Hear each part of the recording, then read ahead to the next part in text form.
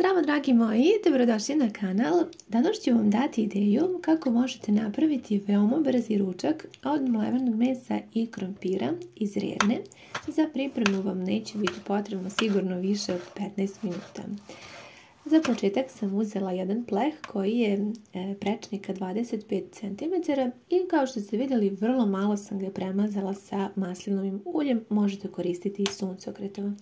I sada sam iskoristila dva malo veća krompira koja sam iseckala na veoma sitne floškice ili kolutove kako kažem i poređala ovako da lijepo pokriju dno. Posolila po svom ukusu i posula sa vrlo malo bibera. Sada sam uzela glavicu crnog luka, za početak ćemo upotrijebiti polovinu. Potrebno je da iseckate, tako bi bilo poželjno za ovaj ručak, ovako na što tanje trakice i da po krompiru ovako poređate preko čisto zbog ukusa. Sada ću upotrijebiti ovaj moj biber sa belim lukom vrlo malo. Za ovaj pleh potrebno vam je oko 500 g mlevenog mesa. Ovdje sam imala miješano mleveno meso, ali možete koristiti nešto manje ako nemate baš 500.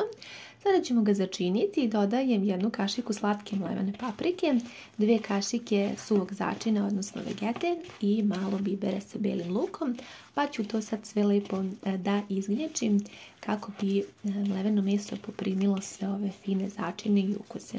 Kada sam to uradila, dodajem još pola čepa jabukovog sirćeta i ovo je jako dobro zato što će meso ostati mekano tokom pečenja, a i sada ćete moći lijepo ravnomerno jednako svuda da ga rasporedite jer će se omekšati.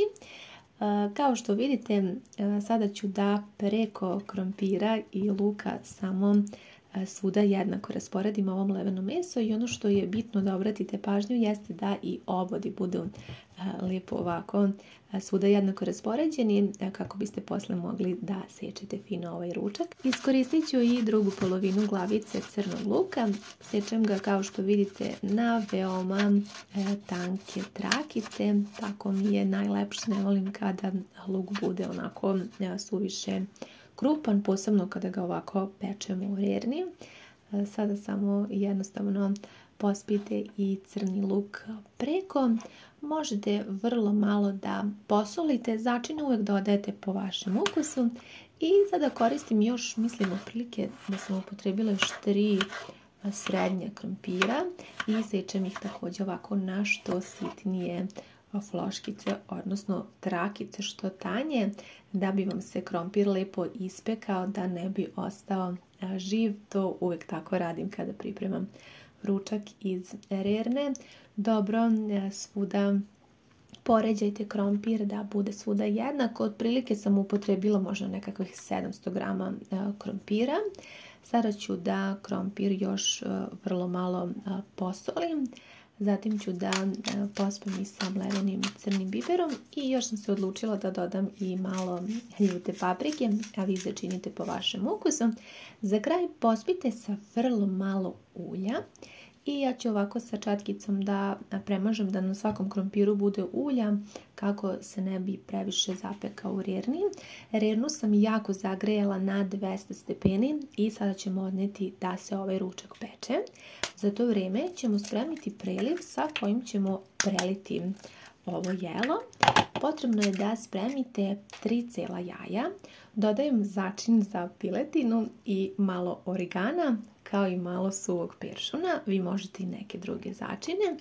Dodat ću i 150 ml pavlake za kuvanje, pa ćemo to sve lijepo da sjedinimo. Što se tiče ovih priliva, ukoliko slučajno nemate pavlaku za kuvanje, uvijek možete iskoristiti recimo 2 kašike obične kisele pavlake i dodati vrlo malo mlijeka dok ne dobijete tu gustinu, tako da možete i na taj način spremiti priliv. Ja ću odgore da izrendam još malo sira. Ovdje sam imala neki trapist, otprilike nekih 60-70 g koliko imate i sve lijepo izmešajte pa spremite ovaj preliv. Nakon 40 minuta pečenja izvadila sam ručak iz rerne i sada ćemo da ga prelijemo sa ovim finim prelivom koji će tako lijepo da ga upotpuni i obogati ukusom. Samo lepo svuda jednako ravnomerno rasporedite da se sada svi ti sastojci lepo sjedine, pa nastavite da pečete u rerni. Ja sam moju rernu smanjila na 150 stepeni i tako sam pekla još narednih 20 minuta. Nakon toga rernu sam isključila i ostavila na tako toplom još nekakvih 15 minuta da se sve lepo zapeče, ali da se ne prepeče, da ostane fino.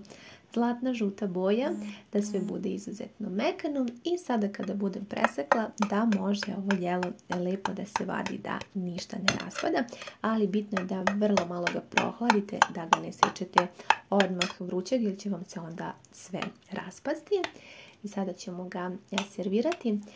Nadam se da vam se sviđa ova brzinska ideja za recept. Ja posebno volim složence zato što mi ne oduzimaju mnogo vremena i obožavam jela iz rerne. Znam da i vi volite i često spremate i to mi pišete i slikate, tako da mi svakako bude drago kada isprobate. Nadam se da će vam se i ovaj recept dopasti. Javite mi vaše utiske, da li biste ga isprobali. Hvala mnogo što ste pogledali ovaj video i ljubim vas sve puno, prijetno!